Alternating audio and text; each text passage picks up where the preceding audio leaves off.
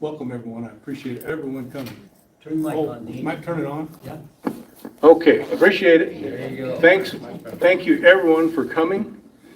And I want to tell you before I forget, that anytime during my presentation, if you have any questions, you don't understand what I'm talking about, raise your hand, we'll stop right there and answer your questions. I don't have a problem with that at all.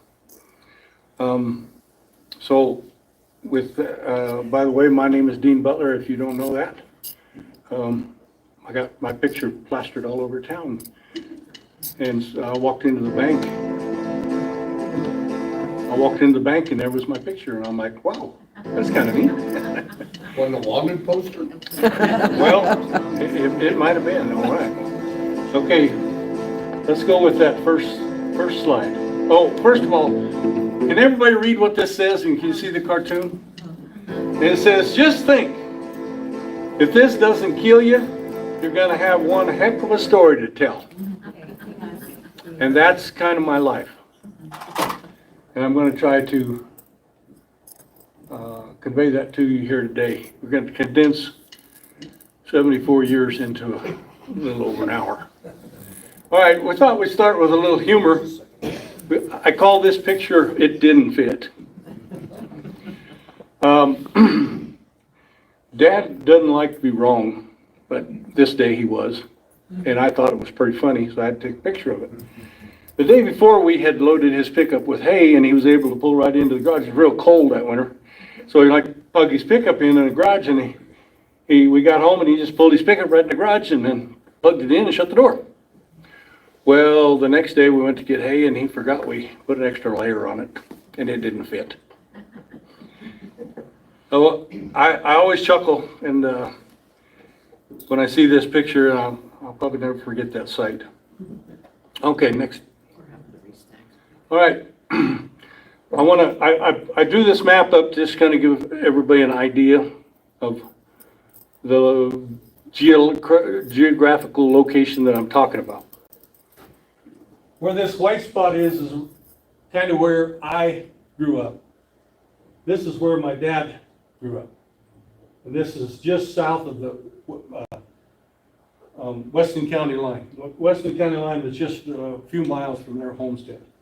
But here's Lance Creek, here's Newcastle, and here's Lusk, to kind of give you an idea where it's at. Middle of nowhere. Middle of nowhere, and great place to grow up. Next picture.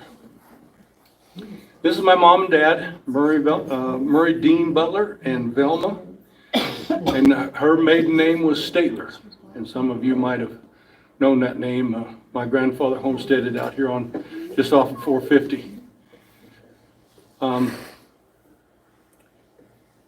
Now, next picture. All right, this is where it all starts. This is my dad's dad, my grandfather, Elias Howe Butler, and everybody called him Red. There was a lot of redheads in the family, and there still are. Anyway, he homesteaded in that northern Niobrara County near Doggy Creek in 1926. And he fought in the First World War. And he came home with what they called then shell shock. That's what's on his papers. But today they call it PTSD. Anyway, he got pretty bad, I imagine, and Grandma had to take him up to the VA hospital in Hot Springs because he was so bad. I assume nobody ever talked about it, but from what I gather, that must have been the reason. Well, while he was there, they rolled him out on the veranda to get some fresh air, and he caught pneumonia, and he died. But it was probably a blessing because he was going crazy, I'm sure, from the PTSD. So it was a blessing, but it wasn't a blessing for Grandma in the respects. It was 1933, and y'all know that was during the Great Depression, and she had three little boys. My dad was the middle. He had an older brother named Oliver and a younger brother named Gordon. And Gordon died at 18, he drowned. Oliver lived to be a pretty ripe old age, and he died with, Oliver died with kidney disease just like my dad did. Okay, let's go to the next picture. Okay, this is a record of our brand. That's it up there in the left-hand corner. It's called a rocker mill iron. And then on the right, it shows what the earmark was. And when I was growing up, we earmarked all our cattle. And if you, even in the wintertime, you could ride into a herd of cattle and you could recognize the cow even if you couldn't see the brand because the hair was so long. You could recognize them by the earmark. When we used to earmark our cattle. And I don't think very many people do that anymore because they have ear tags. And I want you to see the date on that, on May 6, 1925. Well, my son, who is in the audience here today, and thank you for coming with your family, he owns this brand now. It's been in the family for 99 years. One thing, I want to stop there. I forgot something. It's very important. Cindy does an amazing job putting these things on. And she doesn't get the credit she deserves. Thank you very much. I was going to do that from the start and I forgot it because I didn't write it down. But thank you for all you do for everybody. Anyway, you can see that the address on this is the Hat Creek, Niobrara County. Okay, and I had to do a little thinking to figure out what the deal was with it, why he used the address of Hat Creek, because he homesteaded way out there in northern Niobrara County. Well, he was living, his mother, my grandfather's mother, her name was Inez McClintock was her maiden name. She had a homestead, I think, just over the Hat Creek breaks, just off of the old 28 Well Road is what they call it. Goes straight out north out of Lusk. Not too many miles from Highway 85. But anyway, I think that's the address they was using. It was the Butler brothers. My grandfather and his brother, his name was Albert, went in kind of partnerships and they called it the Butler brothers. And when they homesteaded, they could probably run a whole, I don't know, 12, 15 head of cows. That country is not very good country for cattle. The grass is pretty short. It's awful stout, but it's pretty short. I think that's all I have. Let's go to the next one. There's my dad. And I've kind of told you, you can go ahead and just show them all. I'm not going to talk about any of them, but these are just pictures of my dad. And as I was alluded to, that Grandma was left there on that homestead in 1933 with 3 young boys during the Great Depression. And I can't imagine how tough a life she had. And one thing she told me, she didn't talk much about her life. You couldn't hardly get anything out of her. But one time she told me, and this reflects what a dire straits they were in. She said she was going to go out and get some prickly pear cactus and skin it and fry it up. She said it was kind of low on food. Well, she got that prickly pear cactus back to the house and went to skinning it, and it had grasshopper larvae inside of it. She said she threw it away and decided not to do that. So I don't know how. And the only way she survived, I think, was that she got the contract for the U.S. mail at Belgy Creek, Wyoming. And she had the post office in her house in 1933, 34. There was some tough, dry years. It was tough for them then. All they had was a few head of sheep to live on, and it wasn't enough to live on, but they did have a few head of sheep. Well, my grandmother, I don't know, never heard what the real deal was with it, but she married the neighbor homesteader. He was a single man. Walt Swope was his name, and you might have seen that name on that bill of sale for that patent for the brand. And she married Walt Swope, and when Dad didn't get along with Grandpa very good. I called him Grandpa. He's the only Grandpa I ever knew, but he didn't get along with him too good.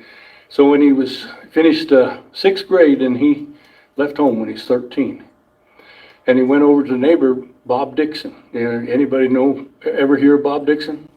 A few people have. Well, Bob Dixon is in the Wyoming Cowboy Hall of Fame. And Dad went over there and decided he wanted to be a cowboy. And so I don't know how long, the number of years that went by, I don't know, because I have no way of knowing. But one story that Glenn related to me, Glenn Zerps is right here with us, and thanks for coming, he's my best buddy. He related a story to me that I didn't know about, and I thought it was pretty good. Dad was friends with the Zerp brothers, Glenn's father and his uncle, and they had offered him a job. So Dad went to Bob and said, I think I'm going to quit and go to work for the Zerpses. And Bob says, well, are they offering you more money? And he said, no, they offer me the same amount of money, $30 a month, but they're going to give me all the Bull Durham I can smoke. And that's what changed his mind. All right. And after that, Dad worked on, and by the way, well, that's all right. I'll drop that until later. Dad worked on various ranches all over northern Niobrara County and southern Weston County, and even into eastern South Dakota. He went to work for Dick Pfister over there in kind of southeast of Edgemont. Pretty good sized outfit, and I never knew exactly how big it was, but we trailed about 650 steers. So that'd tell you he had about 1,500 head of cows. And Dad and the hired man, if he could find one, took care of all that by themselves. And Dad rodeoed a little bit because he was a pretty good bronc rider. And in fact, it come to my memory just recently, just a few days ago, that I'm thinking, if my memory serves me right, that Dad and Mom met at this rodeo right here in Newcastle. Dad was probably riding, and I don't know whether he caught her eye or vice versa, but I think that's where they met. But one story that Dad told me that always stuck in my mind is he was over at Edgemont, South Dakota, and he drew a horse named Bourbon. And this horse had never been ridden before. And Dad rode him. So, and I want to tell you one more story about Dad. And you probably find it strange and out of place, but the reason I put it in here, the reason I'm telling it, is you all know what cowboy up means, right? You've heard that term. Well, it means that you get the job done no matter what. And you don't quit. Cowboys don't quit. And we moved to this place, the Wheeler place there in Lance Creek, when I was 6. It was in January of '57 is when we moved there. And no more than spring come, why Dad started bringing home these Shetland ponies for me to break. And it just seemed like I'd get one broken there and there'd be another one for me to break, and that's what I did. And I don't remember how many I broke, but there was quite a few of them. And I never seen a dime for that. I don't know what happened to that money. But anyway, we got this one. I think he came from Alley Mankey, or I can't remember for sure, but I think that's who it was. He brought this horse home for. Well, we did everything we normally do to him, and he put me on him, and he's kind of leading him along to see how we're doing, and all of a sudden this colt, or this young Shetland, bucks me off. Well, that made Dad mad. You're not going to do that. So he tries to jump on him with my little old kid saddle, which is only about this long, and he climbed on him and the horse bucked him off. Well, that made him mad. He rigged up his saddle. Now, Dad wasn't very big. He wasn't much wider than your hand. Do y'all see that statue back there on the entertainment table, or the food table? Well, that kind of looked like Dad right there. He wasn't very thick. Anyway, he made it so he could get his saddle on this Shetland pony. I don't remember how he did it, but he went to riding him every day. A grown man on this little Shetland pony. And this Shetland pony wouldn't get tired or anything. He'd ride him all day. Well, one day we was over in the south pasture, Dad and I was, horseback. He was on this Shetland. I was probably riding Laddie. And he got off to do something to the windmill. I don't remember what it was, but when he went to get back on, the Shetland pony reached around and tried to bite him. That's how those Shetland ponies are mean. Well, Dad wasn't going to take that, so he just kicked him in the face. And that Shetland pony come in too and bucked him off, but that wasn't enough.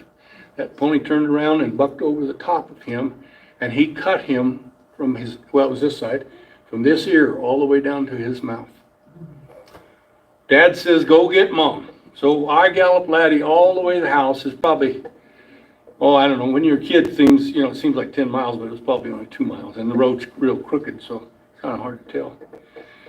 I rode up and hollered at Mom. I said, Dad's been killed.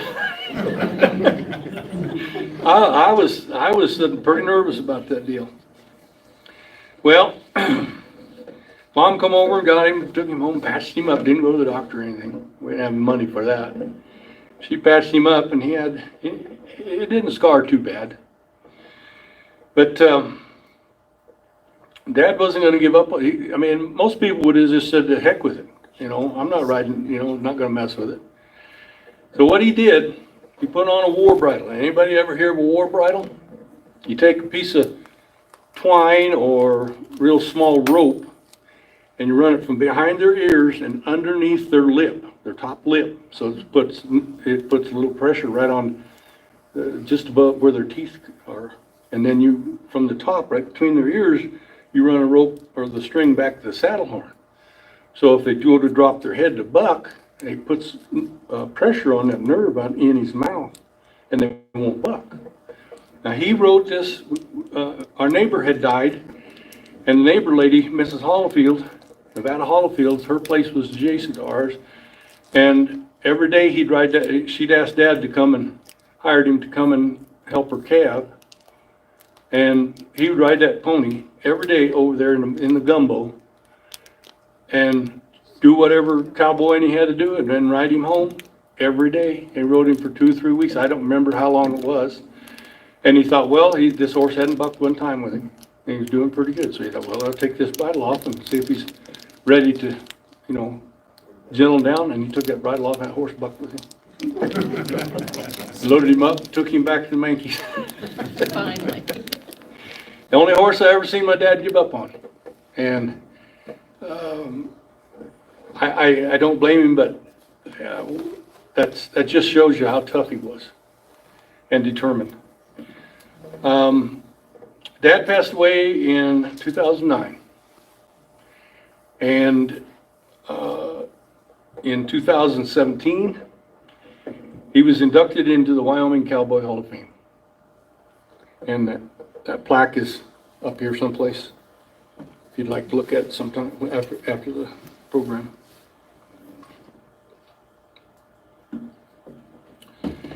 Now, I shall tell you a little bit about me, and I'll share some of my experiences from a youngster.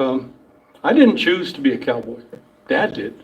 He left home and went over and decided I want to be a cowboy. So he went to a good cowboy and learned it. Well, I didn't choose to be a cowboy. I just was one. Go ahead.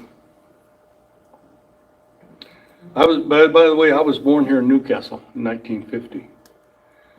One of the first babies born in the hospital up on the hill.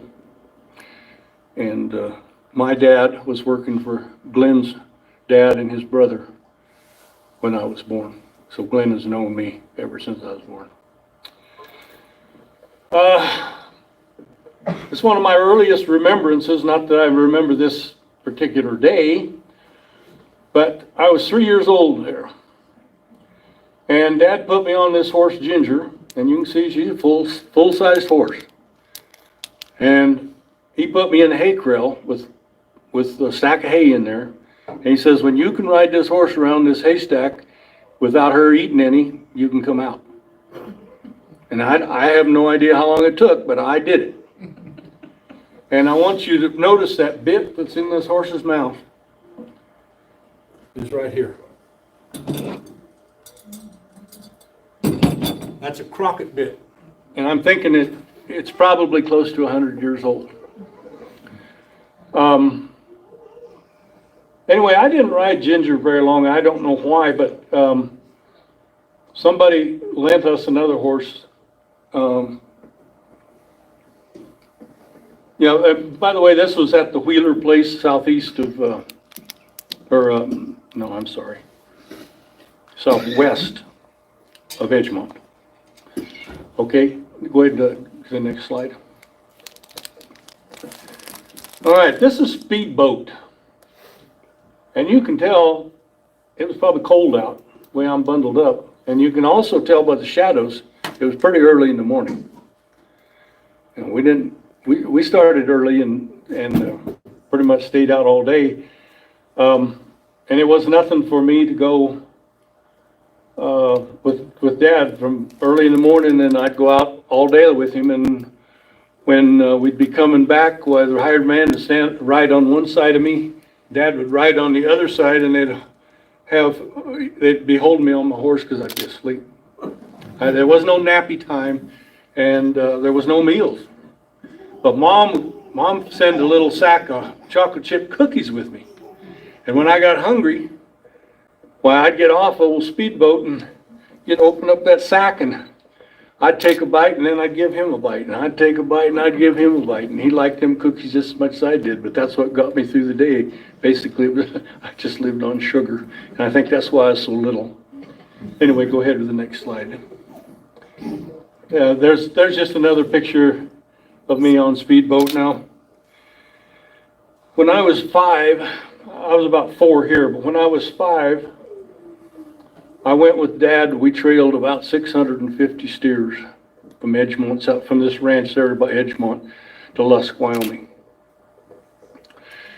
And we slept right out on the prairie, just like you see on the movies, like on Rawhide.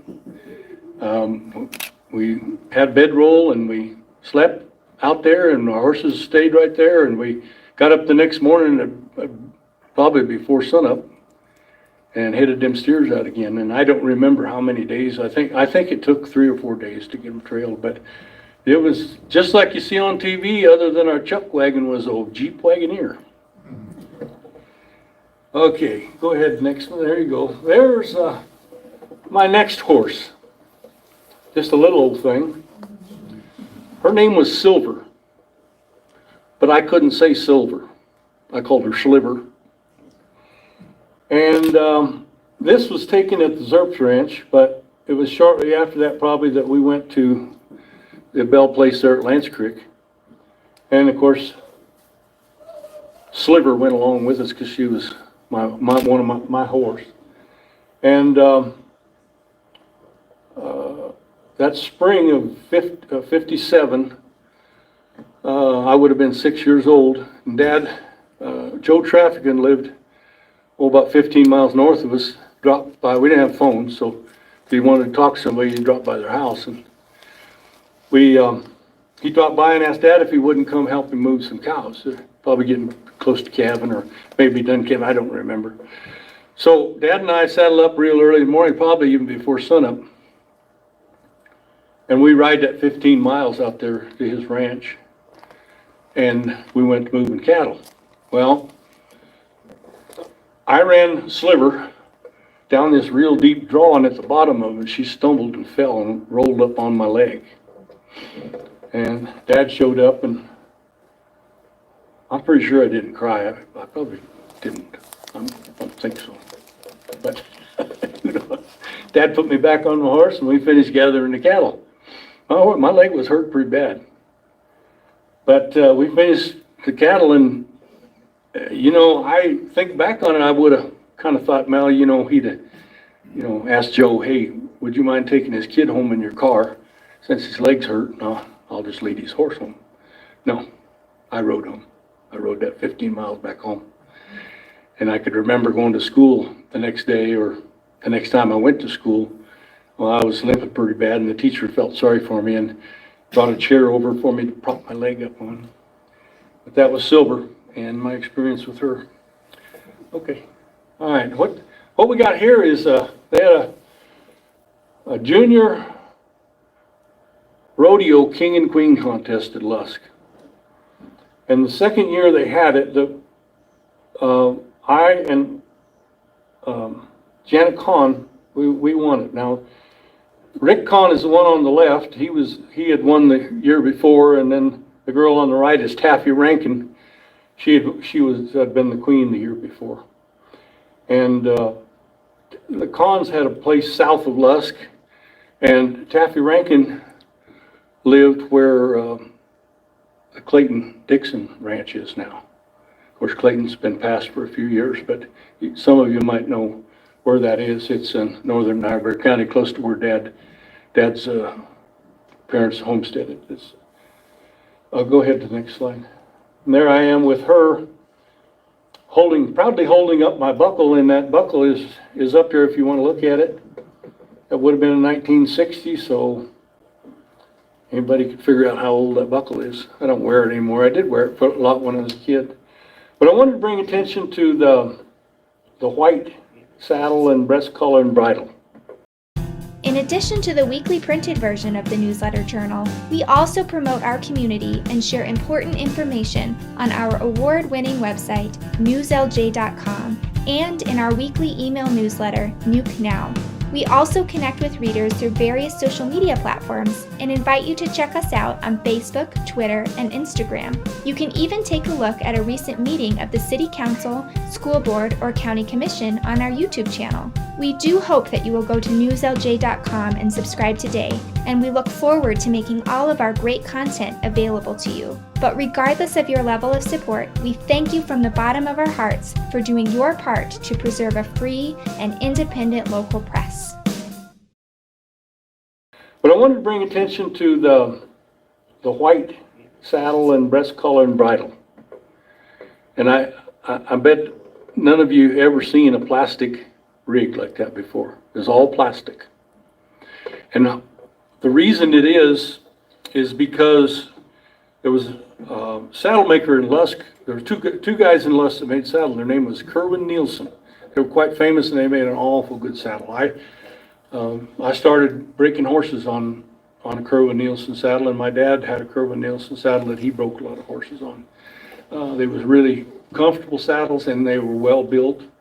It lasted for years. Well, during the war, the government was taking all the leather. There was no leather. They couldn't build any saddles because they couldn't get any leather. So they got to experimenting around with this plastic, and so they started making saddles, breast collars, bridles, everything. They could, anything any but Cowboy needed, they made it out of plastic. And it wasn't very long until the war was over and they was back using leather again. But that's the history of that white saddle and bridle. And now the next, go ahead. This is a horse named Buck. I broke him. This is at the same time. You can see my hat and shirt and everything's the same. Picture taken at the same time at the fair time, and this was in front of my grandmother's house.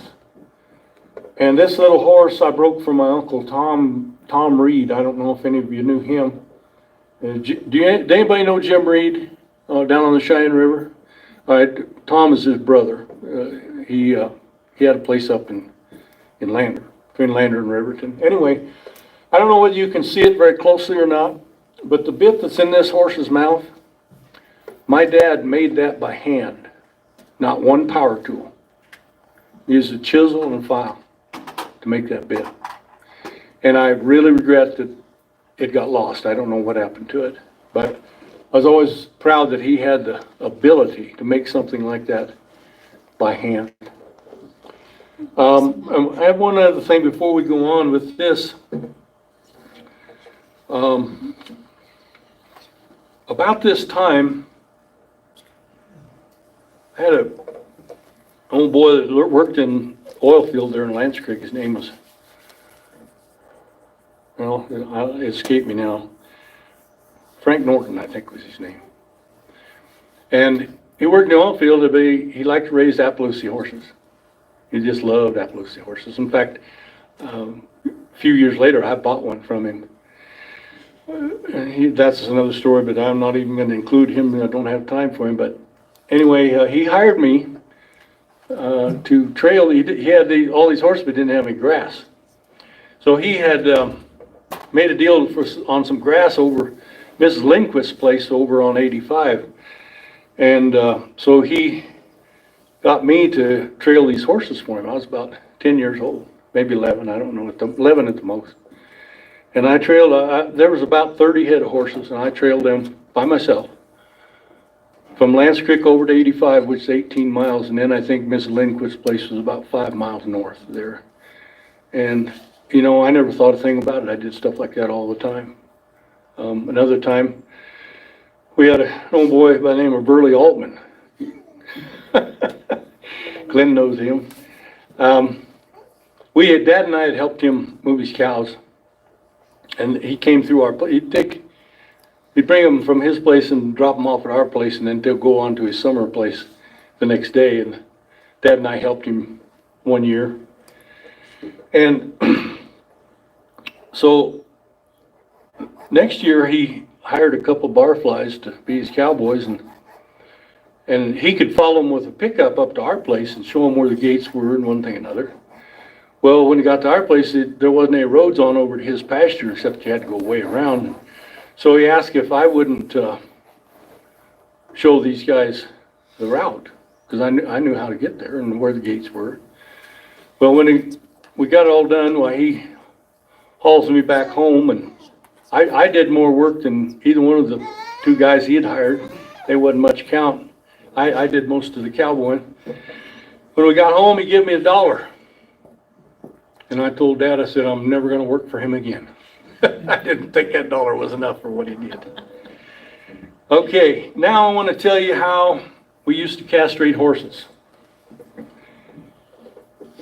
First thing we did, now these are horses that had never been touched, 2 years old. They'd never been touched in their life. The first thing we did was we'd rope them and choke them down. Now, I got to say one thing.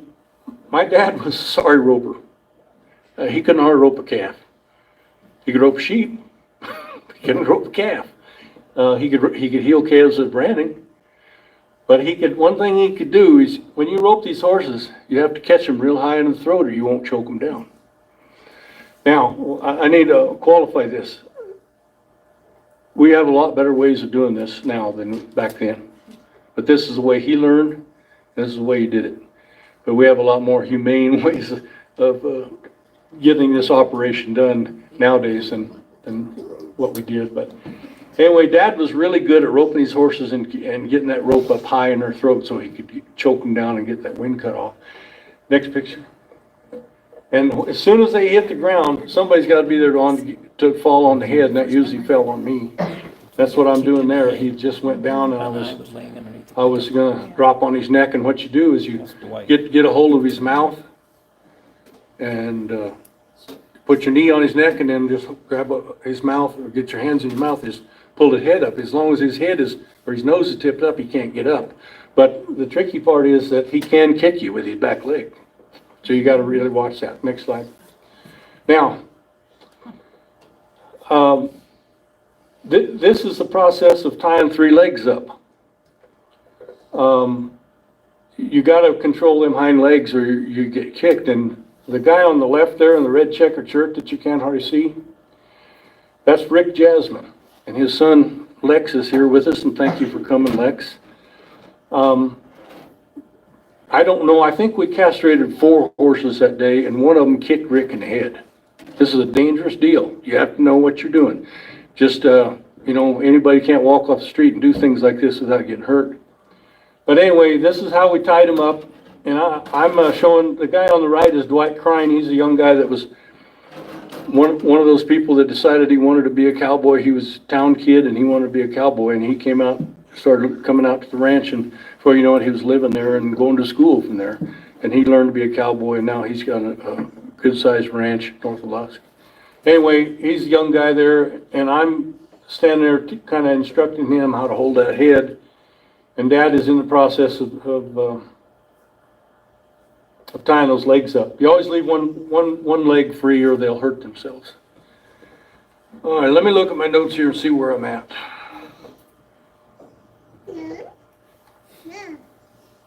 Is that 27? Yeah, oh, good. Oh, my goodness gracious. Yeah. No, go back. Oh, no, you're right. You're right.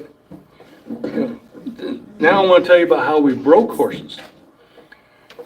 We would, if they weren't halter broke, we would choke them down again and put a halter on them, and when they got up, why, we would fight with them until they give up or and start leading.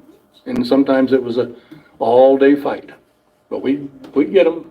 Never seen one that we couldn't halter break. Some of them you drug, but most of them halter broke pretty good. And then we would tie a leg up on them, and that's what we're doing here.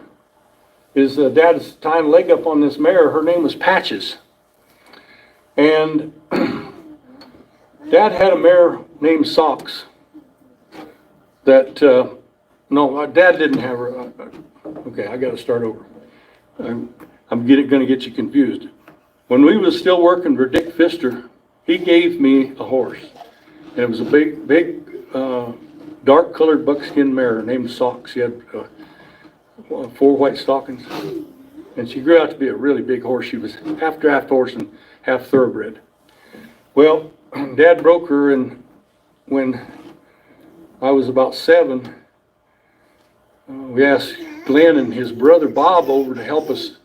I think we were going to dock some lambs, and Dad didn't have enough saddle blankets for everybody, so he just threw my little saddle on this mare with no saddle blanket. And I don't know if this had anything to do with it, or if she just decided that's what she was going to do that day.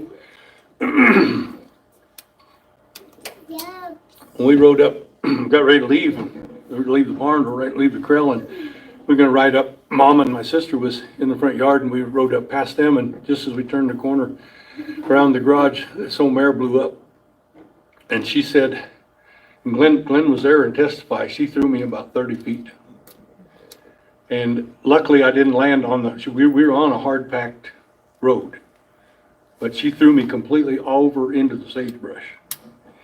So Dad decided that maybe she wasn't the horse for me, and he took her and gave me another horse named Laddie, which we'll come across here pretty soon. But he thought it'd be a good idea to get colt out of her. He was breaking a horse for Avily Johnson that was a stallion, and he bred her to this buckskin mare, and this is what we got.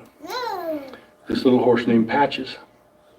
Anyway, when you get their legs tied up like this, then you do what Dad called sacking them out. Now they call it desensitizing. Desensitizing. That's sacking them out. Sounds a whole lot more cowboy, don't it? Well, we'd flop shaps around them, saddle blankets, slickers, paper bags, or gunny sacks, whatever you could do to get them so they don't spook and stuff. Because you get on with these colts, you got shaps on, the wind's blowing, you know, they get scared. Well, they getting them used to it. That's what you're doing. And then after they get kind of where they're used to that, why we'd take that leg down and we'd run a lariat rope between each stirrups, and we'd tie it to the bit, and then we'd drive them just like workhorse.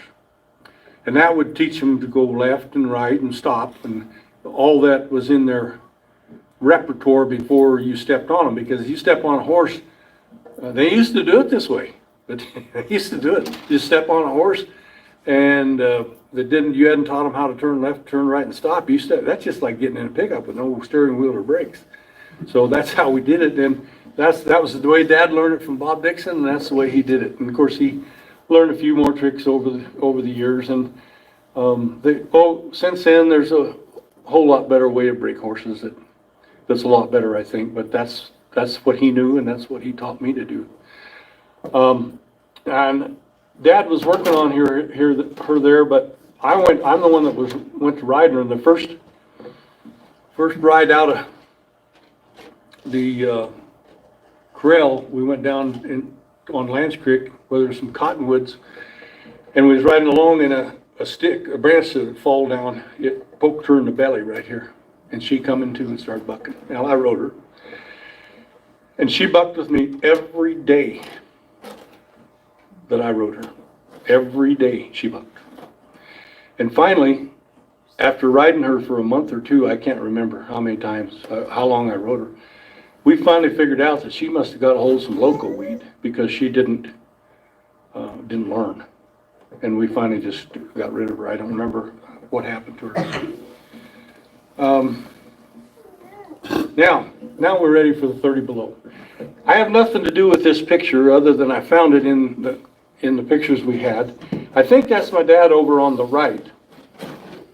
But on the back of this picture it says 30 below. So they're trailing these cattle, and it's 30 below, and whatever Dad decided to do that day, that's what he did. Nothing changed his mind. Nothing. He decided we was going to go, it was one fall, we decided we was going to go over that South Ranch there, south of Mandeville, was going to go to the South Pasture, which was a really, really rough, hilly, lots of trees and rocks, and it's down in the Rawhide Breaks. And he had decided we was going to go down there and move them yearling steers, about 200 yearling steers in that pasture. And so we got there, and the fog was so thick at that higher elevation that you could not hardly see the end of the pickup. That's how bad it was. And that fog was freezing to everything. The trees and the rocks, the posts, the fence, everything. So we unloaded our horses and went to riding looking for steers. I went one way, they went the other way. And I rode, and I couldn't even tell where I was at. I've been in that pasture 100 times. It was so distorted by this frost, I couldn't tell where I was at. So I just kept riding, and I finally found a trail, and I thought, well, maybe I can find something following this trail. And I looked up, and there's a windmill. That's where we were supposed to gather to. And I said, hey, heck with it, I'm going to eat my sandwich. And Mom had made a fried egg sandwich for all of us, and usually she made pretty good sandwiches, but I think this might have been a spur of the moment deal, and she didn't have time, so she just fried some eggs and made sandwiches for us. Well, I rolled that sandwich up in my slicker that was on behind my saddle, and I thought, I'll eat this. So I unrolled it and bit into it, and it was froze. You know what? I think I went ahead and ate it, but I haven't cared for egg sandwiches since. And I wanted to, let me see, where are we at? Let's take about a 10-minute break. The chairs are probably getting hard, and then we'll get on to talking about some of the horses I've known. Get you a cup of coffee, a drink of water, a bathroom break, cookie. Walk around.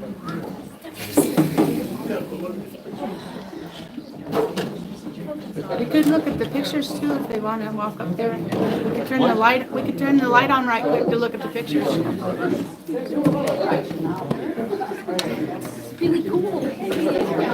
Yeah, we were. Help me back. Well, Cindy had talked, and it was about a month for him to really get into this. When they were Cindy, come started trying, Yeah. and then we started trying to get pictures. Well, our daughter had most of his mother's photo albums, and she lives in Newcastle. So we had to figure out what we was going to do with that. We got those photos back. Then my photos have been in totes the 2 years we lived up here in Newcastle. So we started trying to find pictures that coordinated with what he wanted to talk about. But it's been about the last month, he and Cindy have been working on this. Just leave this in case it goes away. In case he goes away. That could happen. So we decided we'd just go for the flow of it. And he was just going to talk. And I was like, well, let's have some photos to show what you did and some of it. And he figured he'd be about, he's already been 45 minutes now. He didn't think he'd make it that long. I know, they don't ever say they would do. And he's still got probably a half hour left. That's great. But the next stories are different horse stories and more involved. That's what I want to know. Is what, tell us about the Appalachian. Oh yeah, and he's that. And of course, he and I have been married for 52 years. And his little kids are this little kid, our first one, is all grown up with hers. And we went through a whole bunch of adventures. Not going to talk about. No, that's true. Some adventures we don't Well, know. it was so funny, he was looking on the internet last night, or no, this morning. And they had this young girl that broke the 600 thing, whatever, in running. She's got, now just broke, and she's from Spring Lake Earth, and Dean says, that's gotta be Spring Lake Earth. There's only one Spring Lake Earth Texas in the world. And we went to Oh, did you? Spring Lake Earth, Texas, which we lived on, was part of that. And our friends Will Rogers used to go and with all his cowboy buddies and party and sit on the bench and tell jokes and everything. And so we had a lot of history on this ranch. Thank you, Beth. I thought you were going to see this. Yeah, there's some memories there. Oh, yeah. I'm like, yeah, but you don't have them in the speech. Only like the real thing. Maybe next one. Next one. And Spring Lake Earth, Texas is kind of like his homestead. Oh, it's kind of cool. It's not the end of the world, but you can see it from And there. his had been to Earth, Texas, and she told me, she said, they thought, yeah, you gotta get down there and find out that street, Main Street, Earth, Texas. It's 1 block wide and 5 blocks long. Who's that? They didn't branch out, they went long, back and forth. When we got down there, And where geographically is Spring Lake? close to the Newcastle border. The one thing that she didn't tell me was they. And then it was not Papa, it's Nick. Oh, absolutely. Dinner for Lizard. Chinook was coming in, it's in March. Go for a walk. Had been cold. It doesn't matter. All over the ground. If chilly, you didn't go for it. It was the most disgusting place I've ever seen. They had just been making cotton, and I didn't understand that this was normal. My daughter combined wheat and bovine. Oh, yes. 1 year, she's that's not. She said, you're in hell when you're. Oh, yeah. It's really late. Oh, yeah. And, but we were there, we flew in on Friday. We unpacked on Saturday. Saturday night the wind started, and Sunday night, from Saturday afternoon until Sunday afternoon, the wind was terrible. It was a dust storm. I put a blanket over that door because I was out there and there was dirt was just coming in. But it got mud on this night.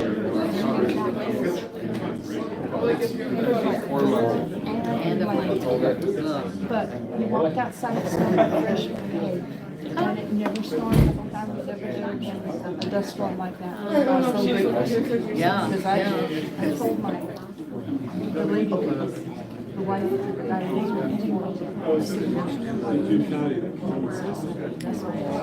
because I had 12 hours and I was just, but I went from a blizzard and snow. A snow blizzard to a dust blizzard. Goodness. But we had some cattle and horse adventures there too. Pretty good turnout. Yes.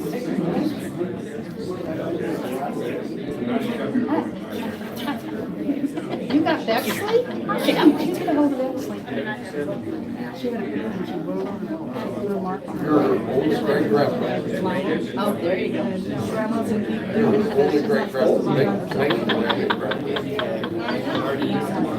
Grandmas can do that. She knows. her dad's, my oldest grandson is her dad, my oldest grandson. And he's got a couple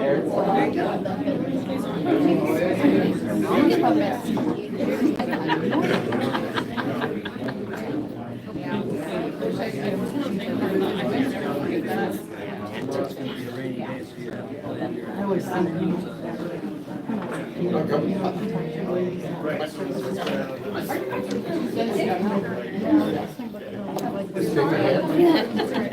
My mother did not. She grew up around Milton.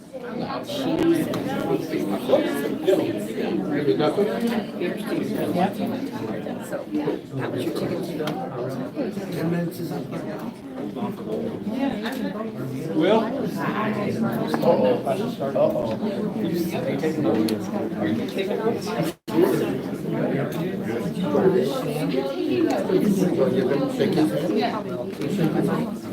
Yeah, I turned it back on.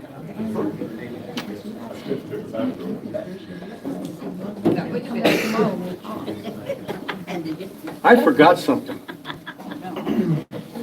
It's too late now. You already passed it.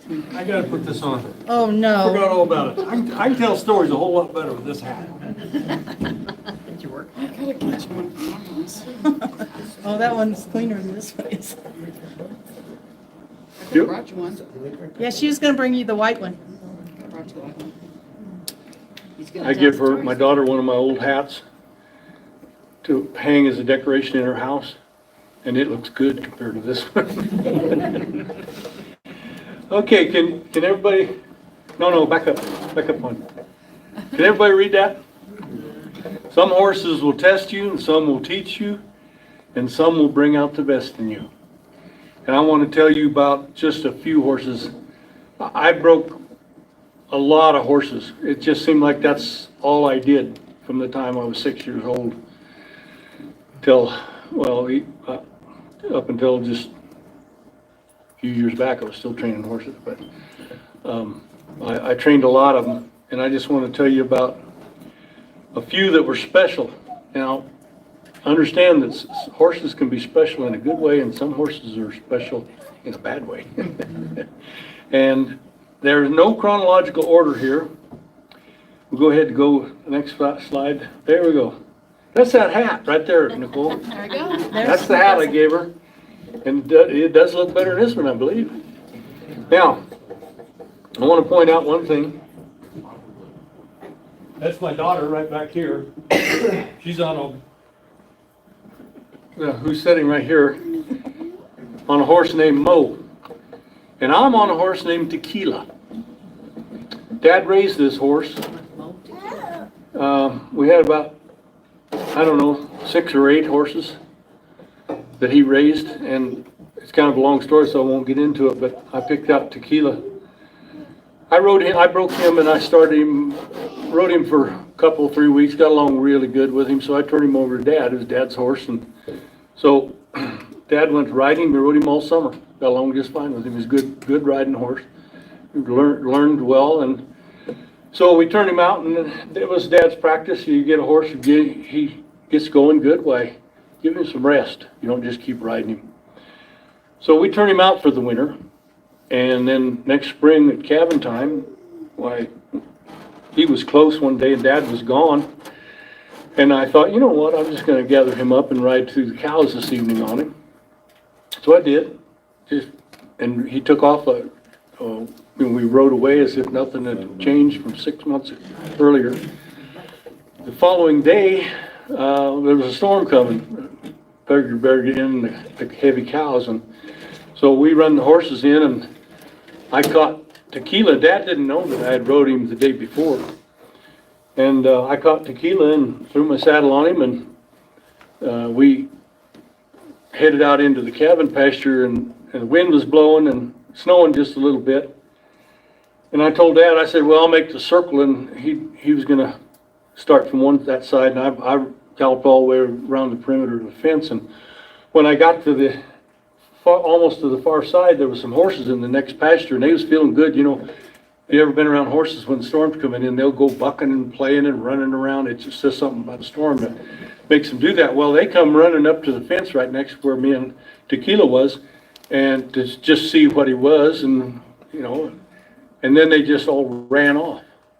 Well, he wanted to go with them, and at first he started, you know, I was trying to hold him, and he was lunging, then he went to bucking, and he slammed me so hard in the saddle it separated my pelvis. Ooh. And of course, when that happened, why my entire body, then the muscles let go, and he bucked me off.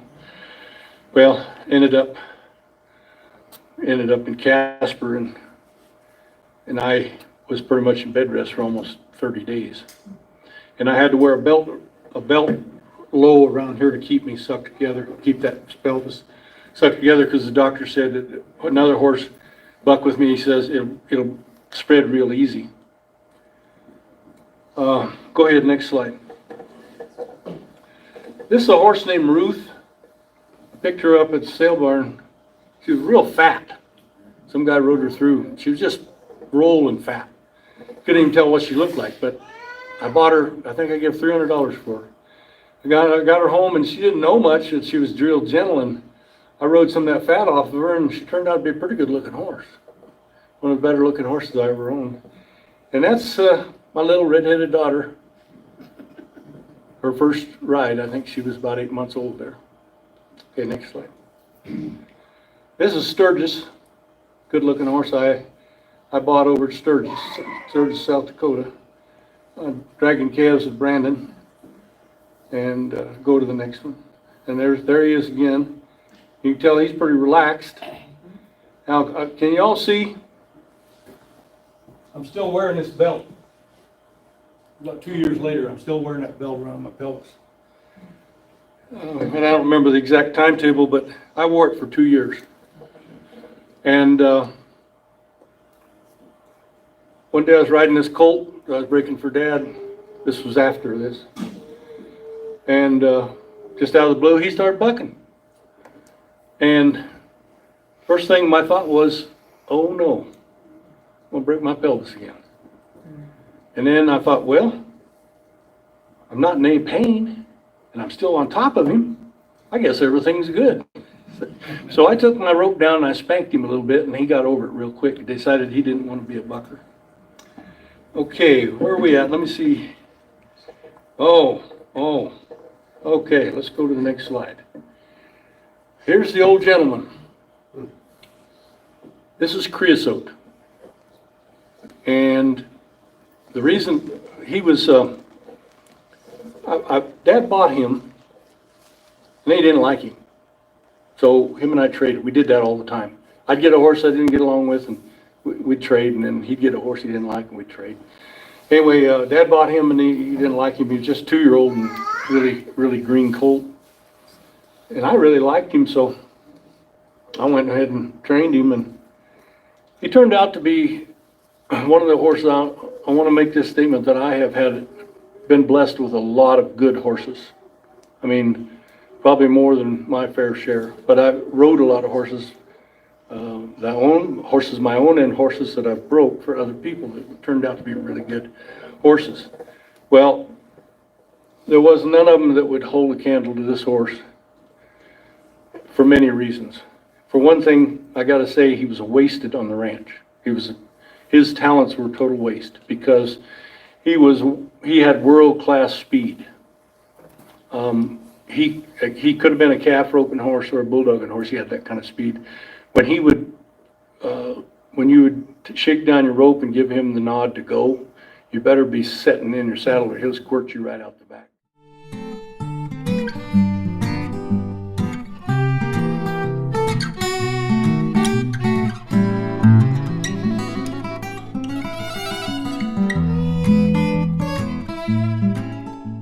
When you would shake down your rope and give him the nod to go, you better be setting in your saddle or he'll squirt you right out the back.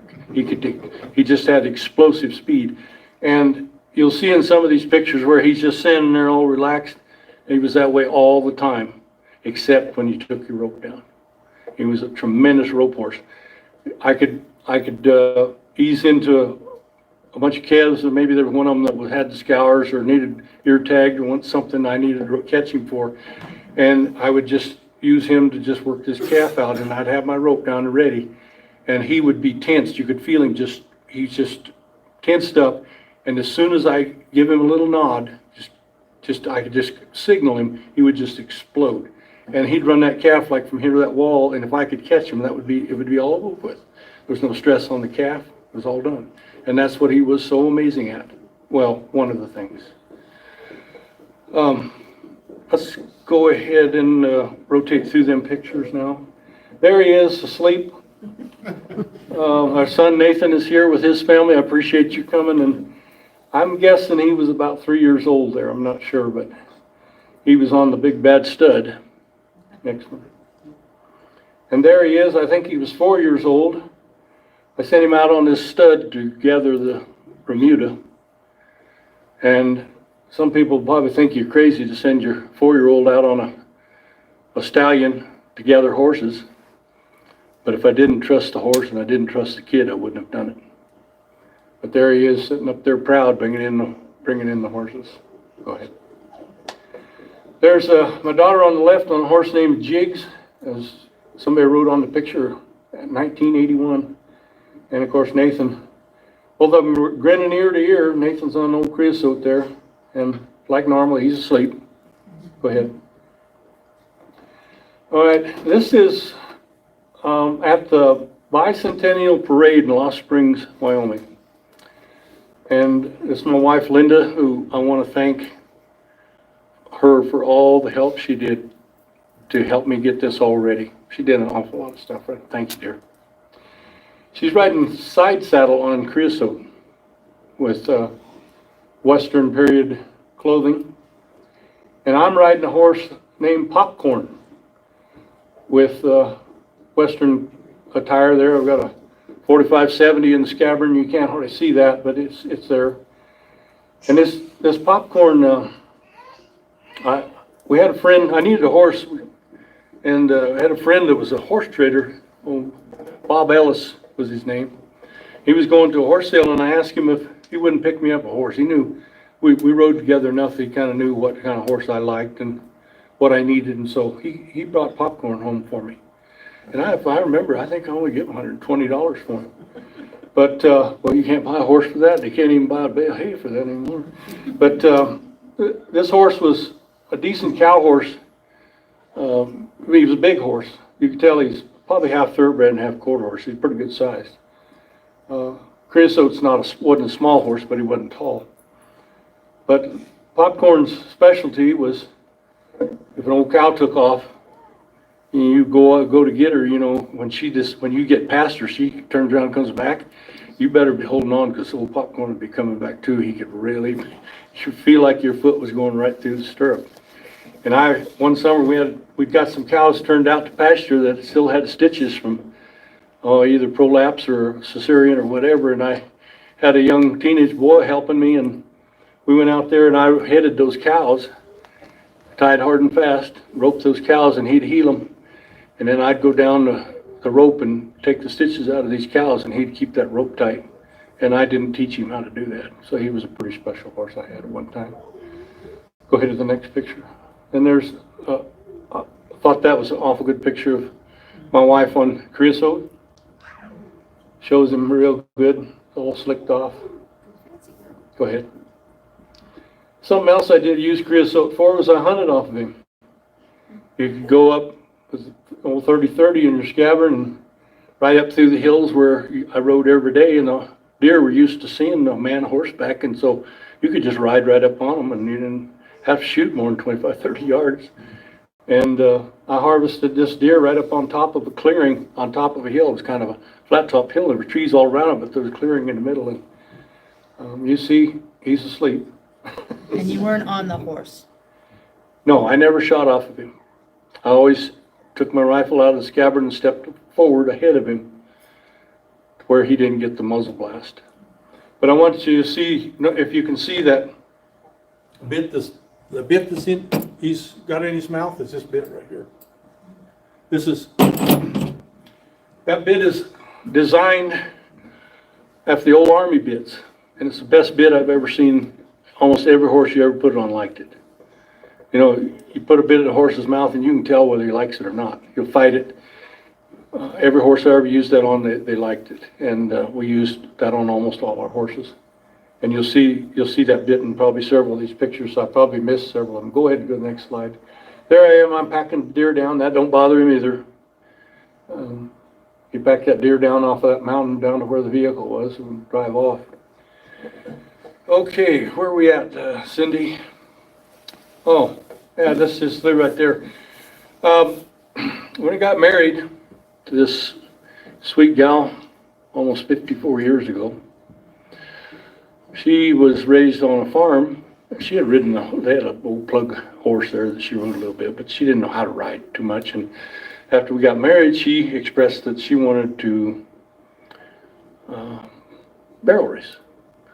Well, the only thing I had that really I thought she could ride was Creosote, and he wasn't built for a barrel horse. He was very thick and muscled, and it just wasn't flexible enough to be a good barrel horse, but that's what I had, so I put her on him, and we set some barrels up, and she trotted around him 2 or 3 times. I don't remember how many times she practiced with him. And I heard that they were going to have a gymkhana. And you all know what a gymkhana is? It's a little play day for youngsters. Well, you had to be 18 years or younger. Well, she was still 18. We'd just gotten married. And I thought, well, that'd be good practice for her. So I thought I'd take her in and let her barrel race.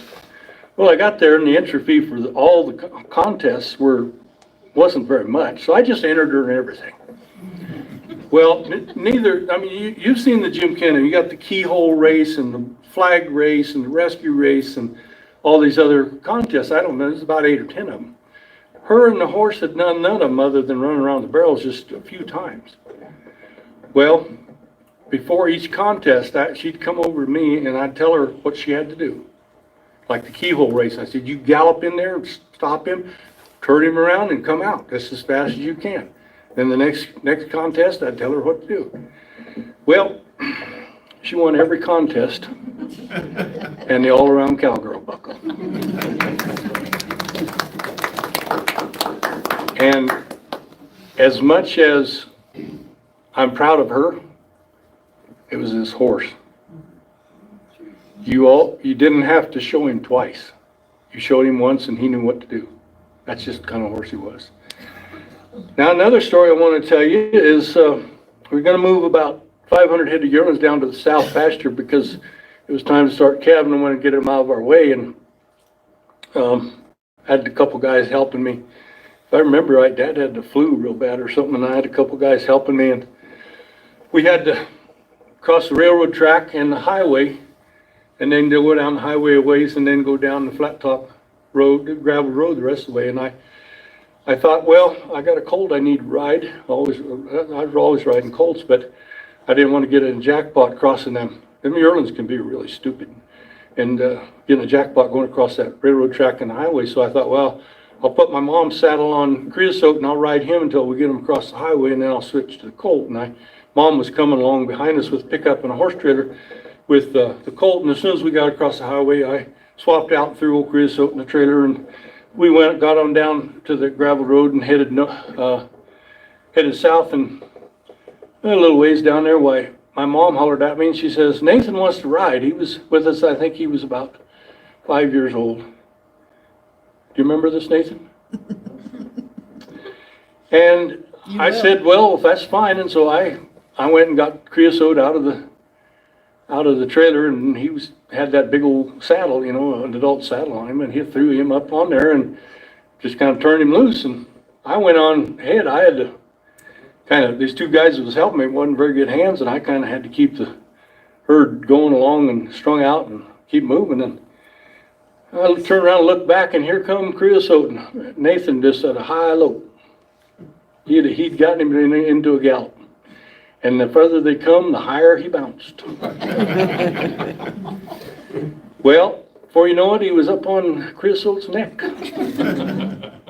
And all this time, Creosote was slowing down. Now, most horses would have spooked, or just slammed on the brakes, or spooked sideways, or run off. Now, Creosote, he just slowed down real slow. And when he got to me, Nathan, he come to a complete stop, and Nathan slid down his leg, unhurt. And one other time that I wanted to bring you, to just tell you about this horse and how great he was. When my daughter was, I think, 6, she rode Creosote. Now keep in mind, he's a stud. He was a stud till the day he died. She rode him through the broodmares. And he wouldn't even know he was a stud. Okay, let's go to some other horses. Did you have him until he died? What? Did you have him until he died? How old was he? We took him to Earth, Texas. Yeah, he passed away down in Texas. I took him that big ranch I run down there. He started getting old. Okay, I know we're running long, and if any of you have to leave, I understand. This is a horse named Belle. Dad thought I bought a mare at the Les Sale Barn there from Joe Madden, had the horse sales there all the time, and he bought this mare that was part Belgium. And we thought she was real gentle, really nice mare, and we thought it would be a great idea to breed this really nice Belgian mare to my stud, and we'd probably get a nice horse. So we did, and this is what we got, was Belle. She's built a whole lot like creosote, and she has the color of her mother. Well, Dad was bound and determined to break her himself, and he had Dwight Crine helping him, and they did the usual thing that we do to break a horse. And the first day out of the corral, they rode to the backside of the horse pasture, and they got almost to the corner, and this mare blew up and bucked him off, knocked him unconscious. And when he come to, he says, "She kind of rung my bell." That's where her name come from.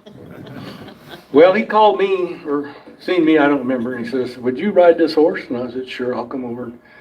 So I got her on her in this corral where he's at right there. And I stepped on her, and it's the second ride, and the first ride ended pretty badly. And I figured when she first took a step, she would be bucking. So I was just sitting there tense and ready for her. And I had a rawhide hackamore on there, if you know what that is. It wasn't a bit in her mouth, it's just a rawhide hackamore. And I had cotton reins on it, they're pretty good size, and I could hold on to them without burning my hands. And I figured when she took a step forward, she'd probably blow, but she wouldn't move. She just stood there. And it took us a good 10, 15 minutes to get her to take a step. And I think what it was she was just confused. She didn't know what to do. But finally she took a step, and we got her to moving in this corral with the help of a hazer, Dwight Crine. And so we took off. We was going to go over to Flat Top, it was about 4 or 5 miles away, to move some cattle. And on the way over there, there was an oats field just freshly been plowed. I thought, well, I'll gallop her down that and wear her out a little bit, and I did, in that soft soil. Then I caught up with Dwight, and we went through 3 or 4 gates across the neighbor's pasture, and then we finally got into this Flat Top pasture. And we split up to start gathering, and I decided to go up. There's a hill, real sandy hill, and it's just about this steep and pretty tall. I mean, I don't know, I suppose it's 300 or 400 feet tall. And I went galloping up that hill. And Dad had told me, when he told me about talking about riding her, he said, "Now, she don't buck like any horse you ever rode." Well, about halfway up this hill, she said, "Well, I guess it's time." And she coming too. And she started spinning. Now, a spinning horse is one of the hardest ones to buck. One of them that just goes like this, you can ride them pretty easy, but if they spin, your body's trying, the centrifugal force is trying to take your body the other direction. Well, she was gonna spin to the left, and I just happened to catch that inside rein and was able to stay on her, and I rode her, and I started spanking her, and she quit bucking, and we went to gathering, and I gathered that whole ranch on her on a full gallop. And she learned so fast. She had her daddy's mind. She was smart. And I rode her for about 2 weeks, just got along good with her. She was stopping good, turning good. And I thought, well, she's got it out of her system, and I'd give her back to Dad. Well, I don't know how long he rode her, but he decided he needed to rope something. And she was a little young and inexperienced to be getting roped off of, and she bucked him off again. And so he got rid of her. And I don't know whatever happened to her. Okay, what's next there, Cindy? Coyote. All right, this is the horse. Remember Coyote? I Dad? remember Coyote. Hmm? He still had Coyote when I came around. Yeah, He was really old. he was. Dad raised this horse, and it was a young man that was working for him that wanted to break him. And Dad said, "Oh, sure, go ahead." So I take him to a clinic, and one of these horse breaking clinics, And he took it, and a lot of these clinics, you can bring your own colt, and then you can do with your horse what the guy's telling you to do. Well, he did that, but something went wrong, because he brought him back to us after 30 days, and I went out to catch him, and he kicked me in the head. He didn't know nothing. So I just started over on him, just like he'd never been touched. I just started completely over with him.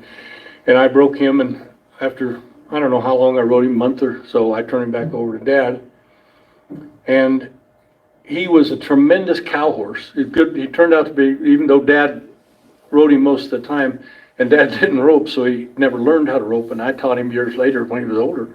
And he turned out to be a really good rope horse too, but he liked cutting cows. And I remember one time I rode him out, we'd fed the cows and calves, the cows that had just calved, fed him up on top of the ridge. And after we fed, I saddled him up and I was gonna ride through him, just looking them over, make sure all the calves were nursing and no scours or anything, just rode through them. I rode through that herd of cows and calves and got to the other side, and he just laid his ears back. He was so mad, he wanted to cut one of those cows. And that's the way he was. Just give me a cow and let me do my work. And Dad team pinned on that horse. I think probably he rode him more than any other, didn't he? Well, speaking of team pinning, you all know what team pinning is? Well, we're 3 cowboys ride into a pen with maybe 21, usually 21 cattle. And you have a number, and you pick out those 3 with your number on it, and you pin them as quick as you can. Well, I'd heard about team pinning, but I'd never seen it. I'd come back from working at ranch in Texas. And so I told Dad, Dad had been telling me about this team pinning, and I said, well, I want to do that. They're going to have one here in Lusk. I said, I want to do it. So Dad brings me in this horse named Swighammer. You'd have to know my dad. Anyway, this little horse named Swighammer that I'd broke. And I didn't have any partners, so I partnered up with Lex and your brother-in-law. Lee. Yeah, Lee. I think you were 14 years old. Yeah, I had never been to a team pin. I'd never even seen one. And this little horse that he brought me in was really fat because he hadn't been riding him, but he was an awful good cow horse, Swighammer. And me and these 2 youngsters, we won the whole thing. So Dad team pinned on this horse, and he won a lot of times on him. And he's got that bit right here, same bit as this, not the exact same one, but let's go on to the next one. This is Smokey on the left and Badger on the right. Now these horses he got from young Dick Pfister, who had some mares I think he got from his dad that were part draft horse and part thoroughbred, and he threw a Hancock stud on them. Now, does anybody know anything about Hancock stud? Well, they're known to buckle it. Badger, the big one, he was a gentleman. He wasn't a kid's horse, but he was gentle. And Dad rode him a long, long time, and he got electrocuted. But Smokey, I'm writing a kind of a story about him. I think it's going to be a 7-part story that's supposed to be published in the paper this summer. It'll be continued each week if they go ahead and print it like they said. So I'm not going to tell you anything more about him other than he was an outlaw. And I'm not exaggerating, he would try to kill you. He would wait months, he would wait a year for a chance to kill you. He was an outlaw. Okay, next one. And that's another picture of Smokey. You can see he's a pretty good looking horse, but he had a big old Roman nose, which is just kind of a protruded nose right here. And that's from running into an 8-inch pipe in the corral that we use for a fence post. He ran into that when he was trying to choke him down and halter break him, and broke his nose. So we were fighting with him and blood was going everywhere. But I chose this picture because that white hill up there is kind of a landmark at Lance Creek. It's out east and a little bit north of Lance Creek, and it's basically just low-grade bentonite. And the real soft soil, and I don't think I ever had a colt I broke I didn't take over that hill. at least once, and if not a number of times. One of the advantages of going up there was you get up there and you could ride around the edge and see the entire pasture, and so it saved you a lot of time. Go ahead and next. This is Spike. He ain't much to look at, but he was real thin here. I took a job in a feedlot down in Fort Morgan, and didn't have any horses. And one of the guys that rode there said, "Oh, I got a horse you could buy." And so I went to look at him, and he says he's part Shetland, part Appalachian. Now I don't know what the rest of him is, and they'd only put about 2 rides on him. But I thought, well, he ain't much to look at, but I'll go ahead and buy him because I don't have any choice. I haven't found any other horses. Well, I wrote, and I want to say this, it usually takes, years, 2 to 3 years to make a top horse. Sometimes 5. I rode this horse from he probably had 2 rides on him before I took him. And I've got to say he's absolutely the best cow horse I ever rode. In 6 months. I could ride him with just a rein around his neck, loosely around his neck, and cut cows with him. He was just exceptionally smart horse, and extremely quick. I took him to Adams County Fairgrounds to sell him, and when I rode him through the ring, I made the advertisement that he would probably make a pretty good team penning horse. And I sold him, got a pretty good price out of him, and not as much as I wanted, of course, ever is, but about a week and a half later, I got a phone call, and this guy says, "Hey, I'm the guy that bought that horse from you." Oh, I said, "How you getting along with him?" Well, he says, "I took him to a team penning last weekend, and he said I won." I said, "Well, I suppose you're going to sell him for some big money now?" And he said, No. He said, "That horse not for sale." So I was pretty proud of that, and that was a horse that I had to mention because he was a really exceptional horse. What we got next? Miss Kitty? There's 3 pictures of him and her, and you can run through them till the 3rd one. There she is in her, all saddled up and ready to go to work, or maybe we just got done, I can't remember, but you see that bit in her mouth is this bit right here on the table. I didn't have Miss Kitty very long, but she was an amazing horse. She had been abused, and she didn't trust me for a long time, but once I earned her trust, she was an amazing horse. Had more heart than any horse I ever seen. I was helping this guy, and we would run cows and calves into a corral, and then we'd rope the calf, and he'd ear tag them, and these cows were a little bad about taking them. And several times I'd rope the calf, and he'd go over to ear tag it, and I'd have to keep the cow away from him, and she'd just be ducking and dodging just like a cutting horse, and that cow would be hitting her in the chest, butting her in the chest. She'd never quit, no matter what. And I had to rope a cow that weighed more than she did, and she couldn't pull her, but she would just lay into it until the other guy got a rope on that cow, and she just kept laying into it. And I know it had to be hurting her kidneys, but she never quit. And I ended up selling her as a broodmare. And I don't know if any of you know anything about the breeds of horses or not, but there's a horse called Dash for Cash, the world champion racehorse. A quarter horse racehorse, and one of the greatest of all times. And she's the granddaughter out of him. And on the top side, she goes back to a couple of really great cow horses, Freckles Playboy and Docalina, which were world-class cutting horses. Next picture. This is Laddie. Laddie, he was a knothead, but Dad picked him up for me somewhere. He gave me Laddie for the big buckskin mare that bucked me off. And we traded for Laddie. And Laddie, I just rode him. He wasn't anything great or anything, but he got me from point A to point B. And I found out one day I walked out in the pasture, and he'd let me walk up to him, so I just jumped on him bareback with no bridle or anything on him, and I kicked him, and he ran to the house. I thought, well, that's pretty cool. So one day shortly after that, Mom and I drive out with a pickup and a halter and a bucket of oats to catch a horse, and going to bring in all the horses. And he was up on a hill just like that one behind me, only not that one, it was in south of there. But he was up on a hill just like that, and when we drove up to the bottom of it, so I walked up that hill and jumped on him bareback with nothing on, and I kicked him, and down we go. And when he hit the bottom, he bucked me off.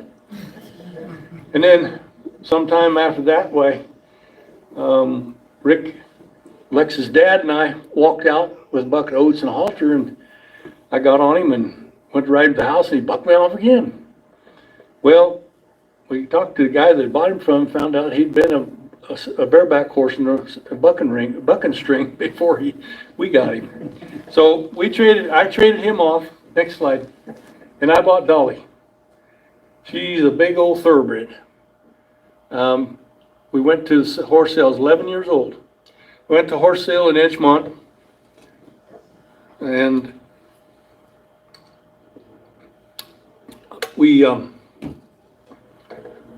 I would start bidding on this mare. Dad was up in this kid let her in, and it says she'd been ridden a little, and the auctioneer says, well, jump on her. So he kind of jumps up on her withers, and with just his chest, and boy, she just humped up like this, and he got scared and jumped off. And for some reason, I thought, that's the horse I need. I don't know what I was thinking, but I started bidding on her.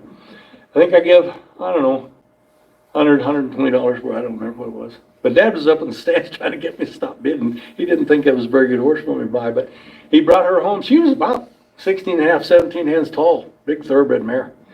And Dad went riding her, and he got along real good with her, and didn't ride her very long till he turned her over to me. And I don't know how I got on her, because I was a little guy when I was small, when I was younger. And now I want to tell you that not many 9 or 11-year-olds, I sure wasn't, I didn't know how to train a cow horse. I just rode her. She turned out to be one heck of a cow horse. Smart and really quick. And I won the first calf roping I ever entered in my life. I won it on her. Next slide. Well, everything I've learned, I learned from other people, Dad mostly. And that's where every cowboy learns, is from other people. Cowboys pass on what they know. And I want to really emphasize that the skills that a cowboy has, if he dies with them skills and doesn't pass them on, they're just gone. The things he knows, they're just gone. Go ahead and go to the next slide. And I picked this slide to show us, we're back to castrating horses again, and there's Dad in a white shirt, and he's about 10 years older than Rick, who's in the red shirt, and Rick's about 10 years older than I am. I'm holding the head, and I'm about 10 years older than Dwight, who's holding the rope. But I see Dad standing there, and I'm sure that he's teaching Rick how to tie them legs. He's passing it on. Go ahead. There's me on the left when I was skinny. My daughter, my son, and my dad. 3 generations. And I don't know what was being discussed there, but it wasn't serious enough for Dad to take a cigarette out of his mouth. And in case you can't see, that's not beer my daughter's drinking, it's Pepsi. Go ahead. Your dad was cutting calves. Yeah, he was cutting calves. Dad castrated for every Brandon we went to, Dad castrated. That was his job. Well, he kind of got to where he couldn't get down and get back up so easy, and everybody just decided it was my job. They just passed it on to me. Well, here he is teaching his grandson how to castrate, passing it on. Next slide. You forgot to who's there. Oh, yeah, back that up. I forgot. Thank you very much. All right, talk about passing it on. This right here, this gentleman sitting right here, Lex Jasmine. This guy holding the tail end of the calf right here is his dad, Rick. And I thought that picture said a lot about passing it on. Go ahead. There's a picture of our son Nathan. He's roping at a branding on Sturgis. Go ahead. And he's got that bit right here. And there is a sixth generation Wyoming cowgirl. And she's here with us today. And I'm sorry that she misses, but maybe she'll be able to watch it on YouTube when she gets a little bit older. Thank you all for coming. Staying as long as you did.